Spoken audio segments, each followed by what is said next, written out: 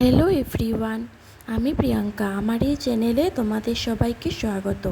কেমন আছো সবাই? আশা করছি সবাই ভালো আছো, আর আমিও ভালো আছি। আজকে আমি আমার আর একটা রেসিপি নিয়ে আসলাম, কাঁকরোল পুর। প্রথমে কাঁকরোলগুলোকে হাফ হাফ করে কেটে জলে সিদ্ধ করে নিয়েছি, যাতে কাঁকরোলের ভিতরের বীজগুলো তাড়াতাড়ি বেরিয়ে আসে।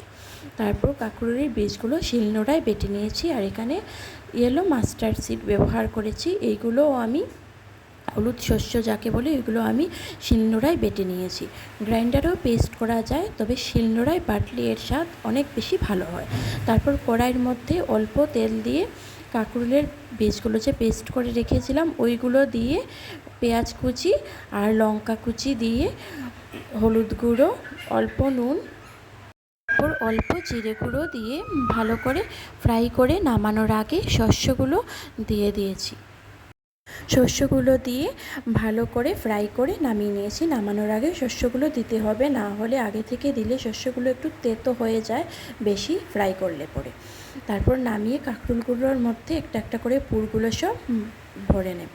তারপর এখানে আগে থেকে ব্যাটার বানিয়ে রেখেছিলাম 2 চামচের মতো কর্নফ্লাওয়ার, 1 চামচ সুজি আর হলুদ গুঁড়ো, লঙ্কা গুঁড়ো, স্বাদ মতো নুন দিয়ে ব্যাটারটা বানিয়ে রেখেছিলাম। ওই ব্যাটারের মধ্যে কাঁকরোলগুলো পুরগুলো ডুবো তেলে সোনালি করে ফ্রাই করে তুলে নিলেই রেডি হয়ে যাবে কাঁকরোল পুর।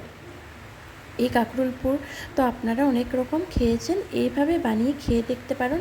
এর স্বাদ অনেকটা ডিফারেন্ট হয় আর অনেক বেশি ভালো হয় খেতে। গরম ভাতের সাথে এটা আপনারা পরিবেশন করুন। বন্ধুরা, তোমাদের যদি আমার এই রেসিপিটা ভালো লেগে থাকে তাহলে লাইক, শেয়ার অ্যান্ড সাবস্ক্রাইব অবশ্যই করো, আর আমার পাশে থেকে আমাকে এগিয়ে যেতেও সাহায্য করো। বন্ধুরা, তোমরা যারা আমার এই চ্যানেলে ভিজিট করেছো বা যারা পরবর্তীতে ভিজিট করবে, তোমাদের সবাইকে অসংখ্য ধন্যবাদ।